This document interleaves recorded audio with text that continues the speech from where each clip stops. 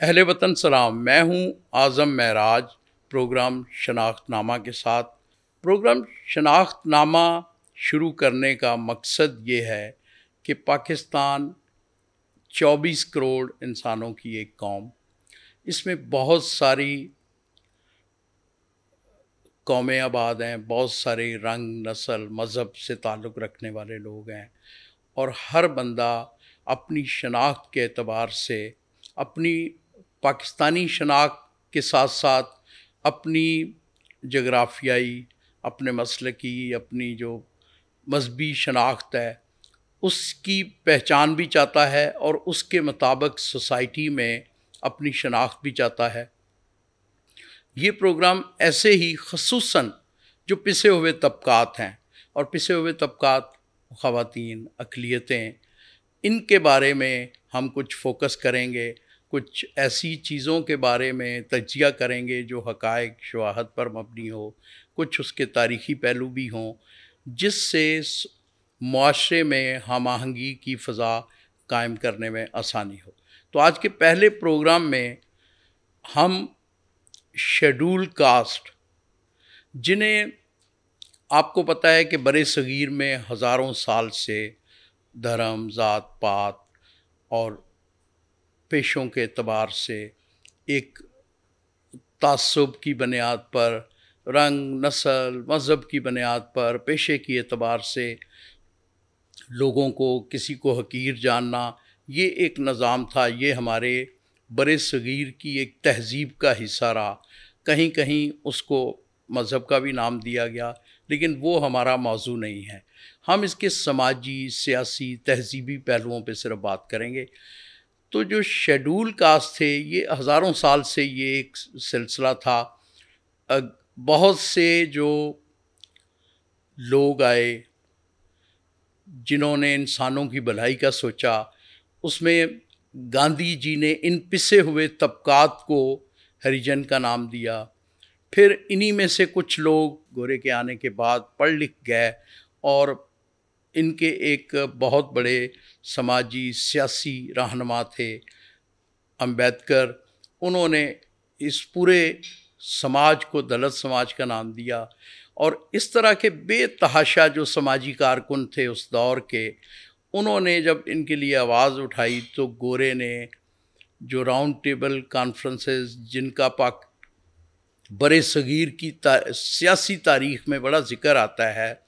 اس میں گورے نے ان کو شیڈول کاسٹ کا نام دیا، اور ہزاروں جو ذات برادریاں تھیں، جو پسے ہوئے طبقات تھے، ان سب کو انہوں نے کلب کر کے تو شیڈول کاسٹ کا نام دیا۔ ان کے لیے سیاسی نظام کا ایک کوٹا وضع کیا،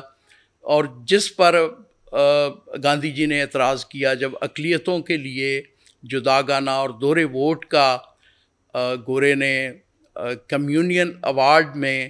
ان کے لیے ایک آپشن رکھا، تو گاندھی جی نے اس پر اعتراض کیا۔ انہوں نے مرن بھرت یعنی تادم مرگ بھوک ہڑتال رکھی، اور کہا کہ آپ انہیں ہمارے سے اقلیت قرار نہ دیں، بلکہ اس کے اندر رہتے ہوئے انہوں نے نیگوشیٹ کیا، اور ان کو بہت ساری سیٹوں کی آفر کی جو کہ کمیونل ایوارڈ سے بھی زیادہ تھی۔ گو کہ امبیڈکر جو ان کی طرف سے جو لیڈ کر رہے تھے پورے برِ صغیر کے شیڈول کاسٹ کو، انہوں نے اس بات پر خوش نہیں تھے، لیکن ان کے ساتھیوں نے مجبوراً انہیں پونا پیکٹ کے نام سے ایک معاہدہ کرنا پڑا، جس کی روح سے بہت سارا ان کو سرکاری ملازمتوں میں بھی کوٹا، اور سیاسی نشستیں بہت ساری دی گئیں، صوبائی بھی اور سینٹر میں بھی، اور یہ سلسلہ اسی طرح چلتا رہا۔ یہ دور تھا 1932 سے 35 کے درمیان کا۔ ہزاروں ذاتوں کو شیڈول کاسٹ کے نام سے، اور اس کا کوئی جو حقارت والا پہلو نہیں تھا۔ گورے نے جو نظام دیا وہ اس بنیاد پر تھا کہ ان کو رنگ، مذہب، ذات پات کی وجہ سے جو پسماندہ رکھا گیا ہے، غیر انسانی ماحول میں جو یہ رہ رہے ہیں، اس میں ہم تبدیلی لائیں، اور بالکل دوسرے لوگوں کی طرح ان کے لیے تعلیم اور ترقی کے موقع پیدا ہوں۔ یہ ہزاروں ذاتیں تھیں جن کو انہوں نے شیڈول کاسٹ کا نام دیا۔ پاکستان بن گیا تو پاکستان بننے کے بعد بنگال میں جو Schedule Caste Federation of East Bengal تھی، انہوں نے جوگیندر ناتھ منڈل کی قیادت میں الیکشن لڑا اور خاصی سیٹیں لی، جس کا آپ اندازہ اس بات سے لگا سکتے ہیں کہ جو پاکستان کی پہلی قومی اسمبلی تھی اس میں شاید 69 یا 70 لوگ تھے کل، اور اس میں جو 14 منارٹیز تھیں ان میں سے 13 شیڈول کاسٹ سے تعلق رکھتے تھے، یا 13 کا تعلق schedule Caste Federation of Bengal سے تھا۔ دوسری قومی اسمبلی میں بھی ان کی تعداد تقریباً 12-13 تھی، اور ان میں سے 1-2 ایسٹ پاکستان سے تعلق کے علاوہ ایک آدھ مسیحی تھے اور ایک آدھ ہندو، باقی سب کا تعلق انہی سے تھا۔ تو پہلی 2 اسمبلیوں میں آپ اندازہ کر سکتے ہیں کہ اسی بنیاد پر وہ جو کمیونل ایوارڈ میں جو آواز اٹھائی گئی تھی گورے کی طرف سے، جو گاندھی جی نے رعایتیں دی تھیں، اس کے اثرات ہمیں نظر آتے ہیں کہ پہلی اسمبلی میں کوئی 20 سے 22-23% تک جو قومی اسمبلی کے ممبران تھے ان کا تعلق شیڈول کاسٹ، دلت سماج، ہریجن، آپ اس کو جو بھی نام دے لیں، ان لوگوں سے تھا۔ اور یہ سارا نظام تھا ایک سماجی سیاسی رعایتیں دینے کا کہ پسے ہوئے جو طبقات ہیں ان کو سوسائٹی کے دوسرے جو سیگمنٹ ہیں ان کے برابر کیا جائے۔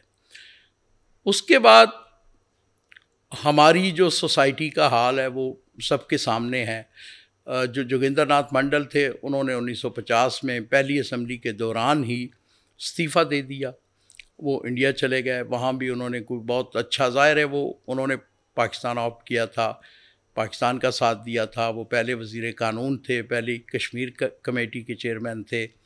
انہوں نے پہلی جو اسمبلی تھی جس میں قائد اعظم بھی شامل تھے اس کی صدارت بھی انہوں نے کی تھی، لیکن ایسے حالات ہوئے کہ وہ چلے گئے تو وہاں بھی ان کو کوئی بہت اچھا ان کے ساتھ سلوک نہیں کیا۔ انہوں نے ایک طرح سے گمنامی کی زندگی گزاری، اور اس کے ہجرت کے کوئی شاید جلد ہی بعد ان کی وفات ہو گئی۔ اس کے بعد اگلے 2 انتخابات، ان کا جو استعفیٰ ہے، جو جوگیندر ناتھ منڈل نے استعفیٰ لکھا تھا ہجرت سے پہلے، جو انہوں نے وہاں سے انڈیا سے جا کے بھیج دیا تھا، وہ بھی تاریخ کے طالب علموں، اقلیتوں کے لیے جو کام کرنے والے سماجی سیاسی کارکن ہیں انہیں ضرور پڑھنا چاہیے۔ اس سے بہت ساری چیزوں کا اندازہ ہوتا ہے کہ 50 کی دہائی میں ہی کیا حالات تھے، یا پاکستان بننے کے فوراً بعد ہی اقلیتوں کی کیا پوزیشن تھی۔ کیونکہ جو بھی آپ سیاسی ورکر ہیں، آپ سماجی کام کرتے ہیں، یا آپ اقلیتوں کے کسی مذہبی گروہ کے مذہبی پلیٹ فارم سے ان کی بھلائی کے لیے سوچتے ہیں، تو اس طرح کی چیزیں آپ کو بہت ہی اچھا ایک ڈائریکشن دیتی ہیں، کیونکہ تاریخ اور حال کے، ماضی اور حال کے جانے بغیر آپ کبھی بھی مستقبل کا کوئی لائحہ عمل نہیں بنا سکتے۔ میں ایک بہت ہی میرا پسندیدہ شعر ہے اس ریفرنس سے، محمود شام صاحب نے کہا ہے کہ خود بخود ہوگی فہم مستقبل، ماضی اور حال کو سمجھ پہلے۔ تو میں ریکویسٹ کروں گا، یہ جو پروگرام اس وقت کوئی اگر سیاسی سماجی ورکر دیکھ رہے ہیں تو وہ اس استعفے کو ضرور پڑھیں، تو انہیں اندازہ ہوگا کہ ہماری سیاست، ہماری سماجیات، یا ہماری جو پاکستانی جو تہذیب ہے، اس میں اقلیتوں کے لیے کس طرح کے ماضی میں حالات رہے ہیں۔ ان کے استعفے میں وہ ذکر کرتے ہیں کہ جی ہمارا جو الیکٹورل سسٹم ہے اس پہ بھی 3 سال سے پہلی اسمبلی میں وہ بل پڑا ہوا ہے، لیکن اس پر بحث نہیں ہو رہی، اس پہ کوئی نتیجہ خیز اس پہ گفتگو نہیں ہوئی۔ تو وہ ان کا ایک گلہ اس استعفے میں بھی دیکھا جا سکتا ہے۔ اس استعفے میں بہت کچھ ہے، وہ 25-26 صفحات کا استعفیٰ ہے، انگلش میں وہ آپ کو مل جائے گا ویب سائٹ وغیرہ پہ بھی۔ میری ایک کتاب دھرتی جائے کیوں پرائے میں، اس کا ترجمہ ایک صاحب نے کیا تھا، میں نے ان کی اجازت سے وہ اس میں اردو کتاب میں شامل کیا ہے، اور اس پہ میرا بھی کوئی چھوٹا موٹا تبصرہ ہے، وہ آپ ضرور پڑھیں، وہ بھی اردو میں بھی یہ دستیاب ہے، مکالمہ ویب سائٹ پر ہم نے اس کو ڈالا ہوا ہے، یہ ضرور پڑھیں۔ میں سمجھتا ہوں کہ اس استعفے میں جو ذکر ہے، یا جو جوگیندر ناتھ منڈل یا اس وقت کے جو 12-13 اقلیتی رکن تھے جو وہ آواز اٹھاتے رہے، اسی کا ری ایکشن تھا کہ بعد میں آنے والے جو جنرل ایوب خان تھے، انہوں نے پھر ہماری تیسری اور چوتھی اسمبلی میں مخلوط الیکشن کروائے۔ یعنی اس وقت کے جو جداگانہ تھے،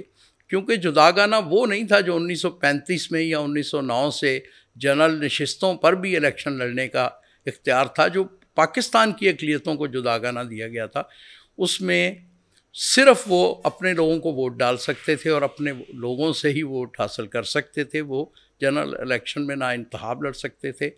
تو پہلے 2 الیکشن جداگانہ میں ہوئے، تیسرا اور چوتھا مخلوط الیکشن ہوئے، تو اس اسمبلی میں ہمیں کوئی اقلیتی ممبر نظر ہی نہیں آتا۔ ہم تناظر میں بات کر رہے ہیں کہ شیڈول کاسٹ کی، تو ہم نے دیکھا کہ دوسری اسمبلی میں ان کی 20 سے 25% کے درمیان ان کی تعداد تھی۔ جب ہم اقلیتوں کی بات کرتے ہیں تو دیگر اقلیتیں یعنی مسیحی اور جو ہمارے ہندو جاتی سے تعلق رکھنے والے بھائی تھے، وہ بالکل نہ ہونے کے برابر تھے، کیونکہ وہ زیادہ تر ہجرت کر گئے تھے۔ یہ جوگیندر ناتھ منڈل کا فیصلہ تھا کہ انہوں نے قائد اعظم کا ساتھ دیا، اور وہ قائد اعظم کے بہت ہی قریبی ساتھیوں میں تھے۔ تیسری اور چوتھی اسمبلی میں کوئی اقلیتی رکن نہیں تھا۔ 5ویں اسمبلی ہماری ایسے تھی جس میں 1 مین 1 ووٹ کے ذریعے الیکشن ہوا۔ اب اس سے پہلے سوال یہ اٹھتا ہے کہ پھر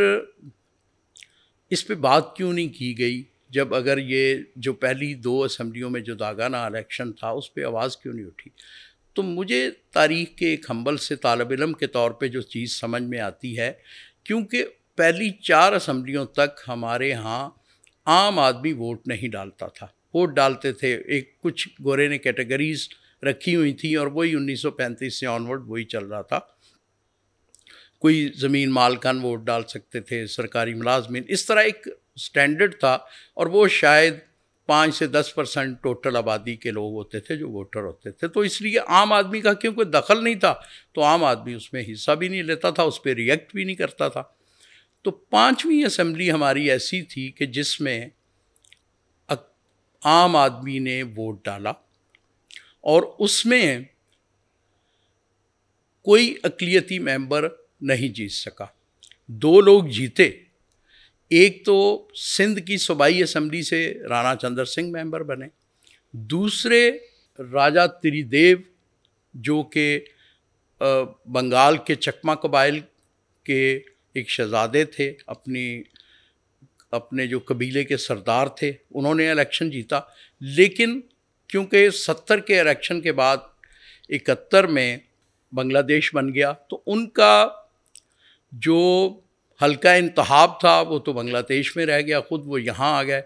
اور وہ نیشنل اسمبلی میں ایک بھی بندہ کوئی غیر مسلم نہیں تھا،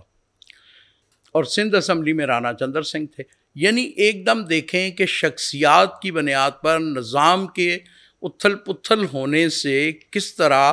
شیڈول کاسٹ جو پہلی اور دوسری اسمبلی میں جن کے ممبر 11-12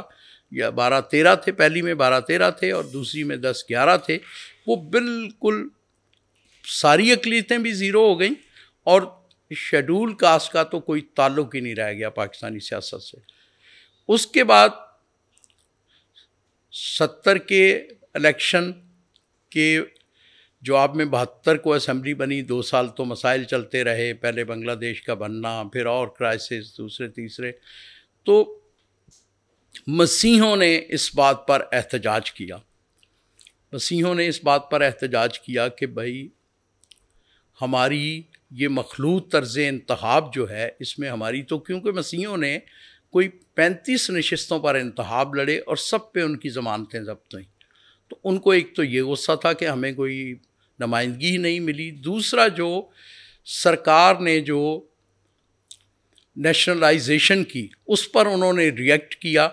تو پھر 1975 میں چوتھی آئینی ترمیم کے ذریعے جو آج موجودہ اقلیتوں کا انتخابی نظام ہے اس کو متعارف کروایا گیا۔ اس میں لیکن متعارف دیکھیں، جب ایک بندہ چاہے وہ جمہوریت کے ذریعے جیت کر آیا ہو یا وہ سیدھا سادہ آمر ہو، ڈکٹیٹر ہو جس نے قبضہ کیا ہو، لیکن جب فیصلہ ایک بندہ کرے گا تو پھر نتائج ایسے ہوتے ہیں کہ اس وقت مجموعی ہندو آبادی اور مسیحی آبادی تقریباً برابر برابر تھی، لیکن کیونکہ احتجاج اقلیتوں نے کیا تھا، 2 لوگوں نے شہادتیں قبول کی اور خون بہایا، تو مسیحیوں کی 4 نشستیں مخصوص کر دی گئیں، ہندوؤں کے لیے 1 اور 1 قادیانیوں کے لیے۔ تو اب دیکھیں کہ جب،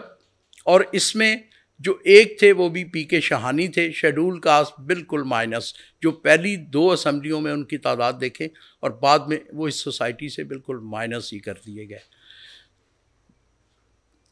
اور یہ اس سے سنجیدگی کا پتہ چلتا ہے کہ ہماری جو سیاسی اشرافیہ ہے وہ اپنے پسے ہوئے طبقات کے لیے سوچتی کس طرح ہے۔ یعنی آپ نے، ٹھیک ہے 71 کی جنگ کی وجہ سے ہمارے ہندو بھائی اگر ذرا سپریس تھے، اخلاقی طور پہ ڈاؤن تھے، حالانکہ وہ تو پاکستانی ہیں، مکمل پاکستانی ہیں، جنگ سے ان کا کیا تعلق، لیکن آپ نے اسی پریشر میں 4 سیٹیں نشستیں مسیحیوں کو دے دی اور 1 نشست صرف ہندوؤں کو دی، جبکہ آبادی برابر برابر تھی۔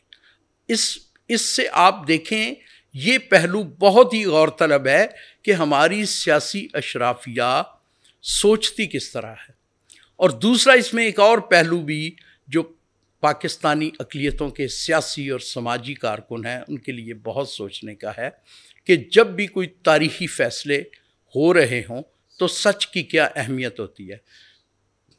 کہ مسیحیوں کو چاہیے تھا اگر ادراک ہو تو مسیحی بھی اس بات پہ آواز اٹھاتے کہ یہ تو ناانصافی ہے،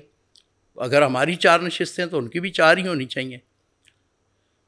اس طرح کے جو ہر پہلو پہ جو لیڈ کر رہا ہوتا ہے، جو رہنمائی کا دعوے دار ہوتا ہے، یہ ان کی ذمہ داری ہوتی ہے کہ وہ ان چیزوں کو بہت ہی دھیان سے دیکھیں، غور کریں۔ ہم اس پروگرام کو جاری رکھیں گے اور اس پہ اسی موضوع پر بات کریں گے۔ ہمارا یہ موضوع شیڈول کاسٹ، ہم شناخت نامہ پروگرام میں شیڈول کاسٹ کی جو شناخت کے مسائل ہیں، اس سوسائٹی میں ان کو جو درپیش مسائل ہیں، ان کے لیے جو دستیاب موقع ہیں، تھوڑا سا اس کا